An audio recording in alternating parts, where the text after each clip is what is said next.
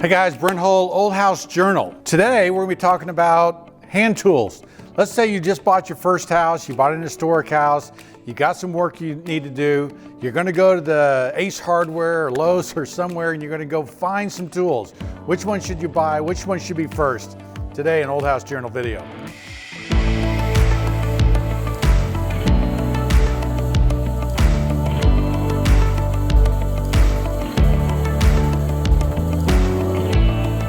Okay, so let's say you bought an old house, let's say it's 100 years old and you've got to work on it. You're going to go to the tool store, you're going to go to the hardware store, you're going to buy some tools. Which tools should you buy first? We're going to do power tools on a different video. This is just hand tools. Now, I'm going to go through 4 or 5 of them, and it's all based on the assumption you're not doing heavy electrical, right? You're not doing demo, okay? You can buy a sledgehammer, you can watch HGTV. That's not what we're about, okay? We're about restoring and carefully fixing our houses, not tearing down walls. So there's no demo tools here. But first tool I will talk about is a hammer. Now, hammers come in all different sizes and shapes. This is a 16-ounce heart hammer, okay? S-Wing is another good one, but you're gonna want something between a 14 to 16-ounce hammer.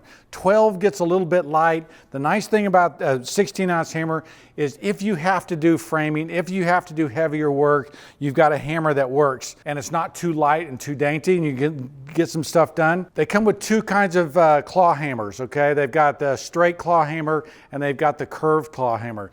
Curved claw hammer, if you're going to be pulling a lot of nails, we'll talk about that coming up. But notice too that the face of this hammer is very smooth. That's very important. Framing hammers typically have a waffle head here. You do not want a waffle head hammer because most of the hammering you're going to do, let's say you're reattaching some trim, you do not want to leave these waffle head marks on your trim. Second tool is also very simple. It's just a retractable blade knife. Now, the reason why this is so important is before you pull anything off the wall, you need to cut the paint lines, okay? You're cutting caulk lines, you're cutting that old stuff, okay? Because those are the things that if you try to pull a piece of molding off the wall, it will rip and splinter and you're like, what is going on? You've got to cut the paint and caulk lines first. This is a must. It's something I always carry in my bags. Now, the next selection of little tools here are pry bars. Now, you can get really heavy pry bars, like crowbar kind of pry bar. But what you're wanting is something that's very thin on the edge, okay? It's very thin up here because what you're going to be doing is you are going to be prying behind moldings, and you want to be as thin a profile as possible. Let's say you've just cut that line, you want to pry in there and start slowly working that molding off the wall very carefully. Maybe you take this to knock it behind there, right? But that's how you're carefully peeling it off the wall. This is a 5-way, okay? This is a painter's tool, but you notice there's a hard back on the end.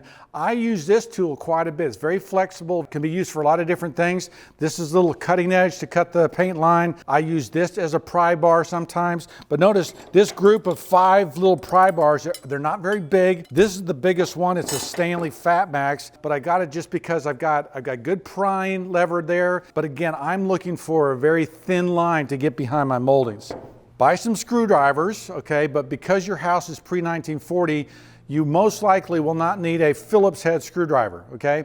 Buy the packet of screwdrivers, but you definitely want this small one because if you're working on any hardware in your house, there's a flat head screwdriver that you will need to take a doorknob off a door or something, but you will need a small screwdriver just like that.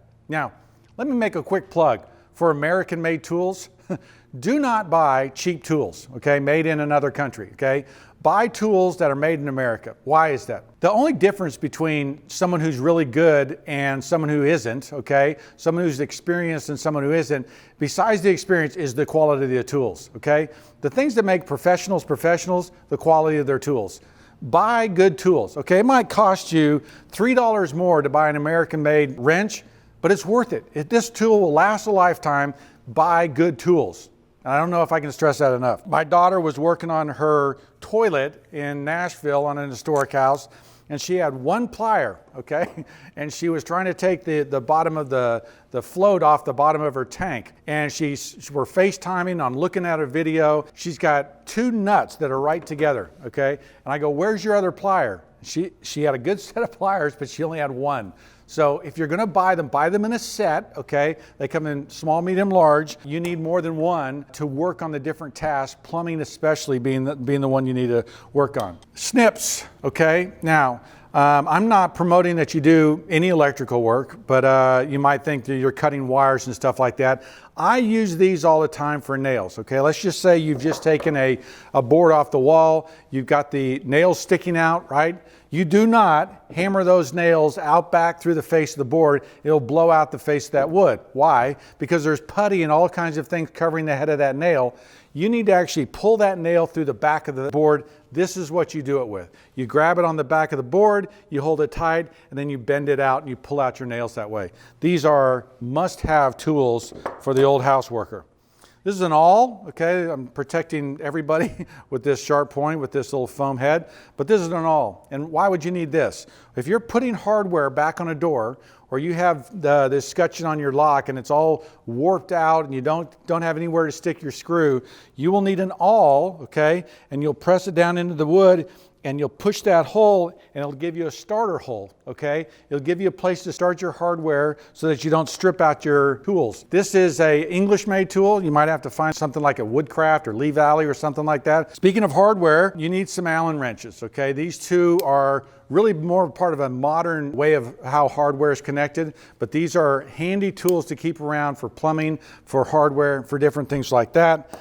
And then finally, a vice grip, okay? Because inevitably, you're gonna come across a set of plumbing pipes that have been warbled out, okay? There's no teeth there, there's no thread there for you to grab, and you gotta clamp down on something to open it up, and you'll need a pair of vice grips. Now, I've got these two planes here, and they're a low-angle block plane.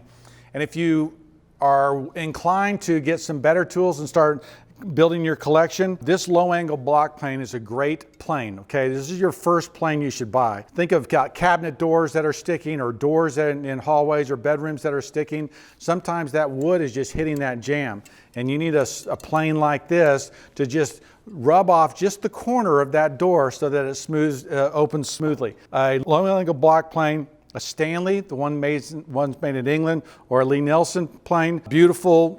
These things are gems. It's something you should definitely own. So notice that the tools I've got for you here are careful demolition tools. They are carefully prying around, working on your house. There are no, jackhammers. I'm not recommending 50-pound sledges, right? Because you own an historic house, we need to keep as much of that product as possible. These are the hand tools you should buy. Good American-made tools, tools that will last a long time, multiple sets of them so that you have more than one. Good tools to get you a good start. Follow me on Instagram and Facebook, Hull Millwork, Hull Homes. A lot of behind-the-scenes things we're doing, teaching you about tricks, about making your old house better. I'm Brent Hull. Thanks for watching.